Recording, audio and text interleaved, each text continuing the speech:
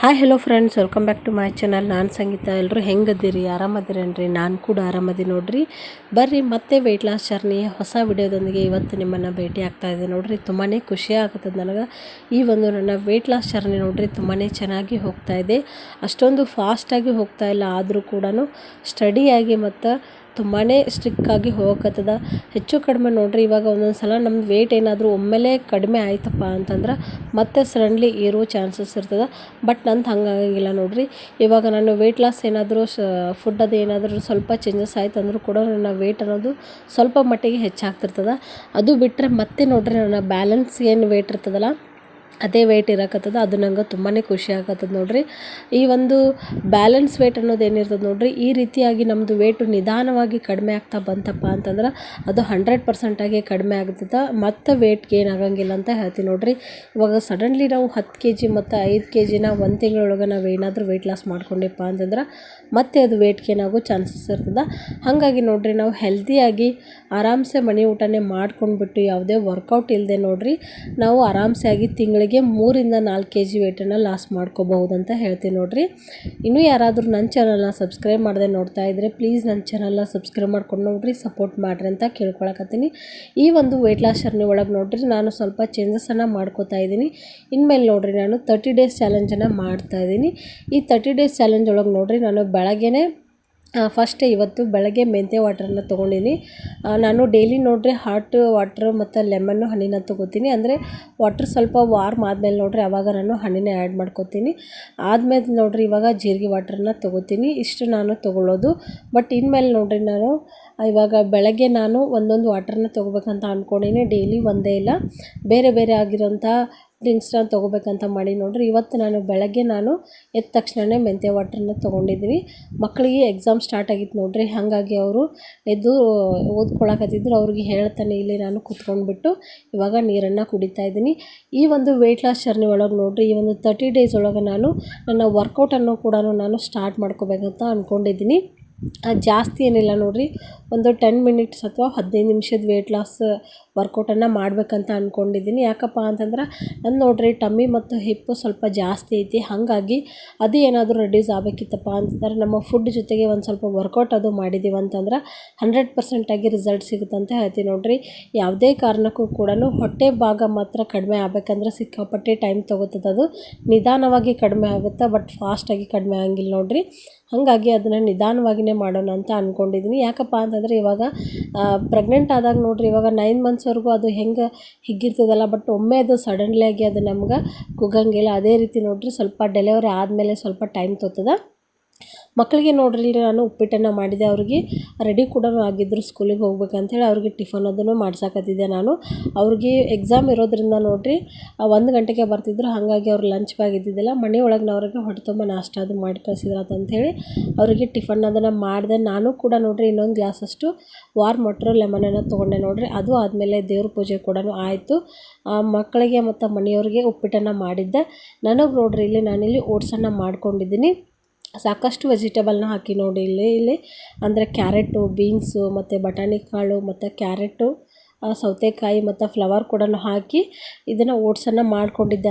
ನಾನು ಮೆಣ್ಸಿನ್ಕಾಯಿನ ಹಾಕ್ಕೊಂಡಿದ್ದಿಲ್ಲ ನೋಡ್ರಿ. ಯಾಕಪ್ಪ ಅಂತಂದ್ರೆ ತಿನ್ಬೇಕಾದ್ರೆ ನನ್ನ ಮಗ ಬರ್ತಾನೆ, ಹಾಗಾಗಿ ಅವನಿಗೂ ಕೂಡ ಸ್ವಲ್ಪ ತಿನ್ನಿಸಿದ್ರೆ ಆಯ್ತು ಅಂಥೇಳಿ ನಾನು ಇದಕ್ಕೆ ಮೆಣಸಿನ್ಕಾಯಿನ ಹಾಕ್ಕೊಂಡಿದ್ದಿಲ್ಲ.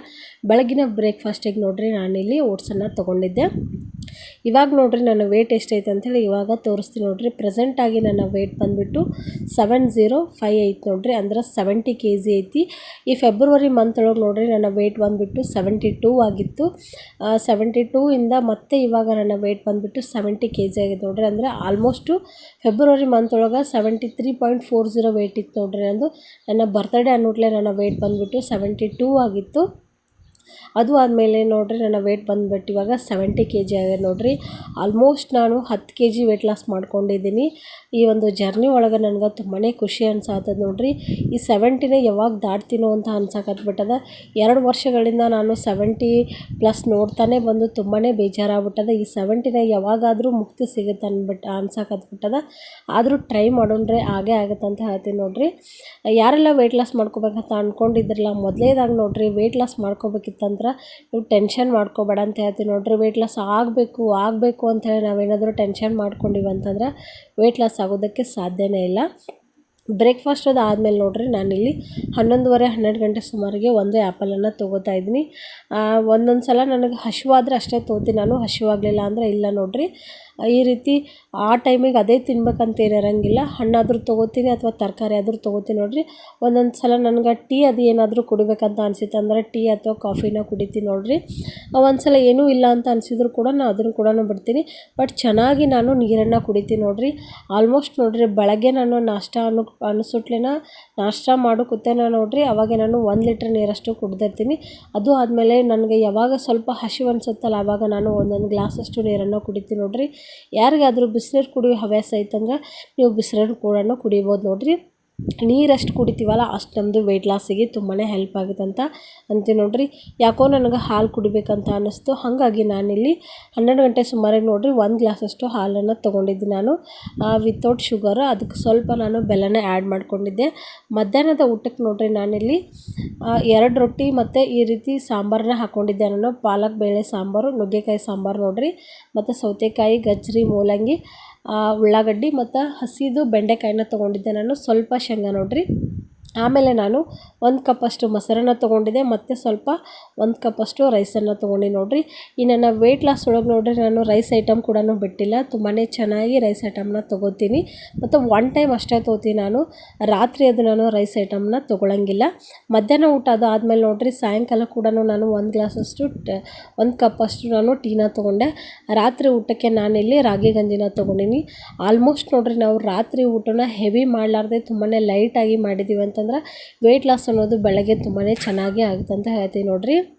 ನಾನು ಅಬ್ಸರ್ವ್ ಮಾಡಿರೋ ಪ್ರಕಾರ ನೋಡಿರಿ, ಈ ಲೈಟಾಗಿ ಏನಾದರೂ ನಾವು ರಾತ್ರಿ ಡಿನ್ನರ್ನ ಮಾಡಿದ್ದೀವಪ್ಪ ಅಂತಂದ್ರೆ ವೆಯ್ಟ್ ಅನ್ನೋದು ಚೆನ್ನಾಗಿ ರಿಡ್ಯೂಸ್ ಆಗುತ್ತೆ. ಬಟ್ ಅದೇ ನಾವು ಹೆವಿ ಏನಾದರೂ ತೊಗೊಂಡಿವಿ ಅಂತಂದ್ರೆ ವೆಯ್ಟ್ ಲಾಸು ಅಷ್ಟೊಂದು ಆಗಿಲ್ಲ ನೋಡಿರಿ. ಹಾಗಾಗಿ ರಾತ್ರಿ ಸ್ವಲ್ಪ ಲಿಕ್ವಿಡ್ ಐಟಮ್ಸ್ನೇ ತೊಗೋಬೇಕಾಗುತ್ತೆ ನೋಡಿರಿ. ಈ ರಾಗಿ ಹೆಲ್ತಿಗೆ ತುಂಬಾ ಒಳ್ಳೆಯದು. ಹಾಗಾಗಿ ಮತ್ತು ರಾಗಿ ನೋಡಿರಿ 1 ಗ್ಲಾಸ್ ಏನಾದರೂ ನಾವು ತೊಗೊಂಡಿವಪ್ಪ ಅಂತಂದ್ರೆ ನಮಗೆ ಹೊಟ್ಟೆ ತುಂಬ್ದಂಗೆ ಆಗಿರ್ತದೆ.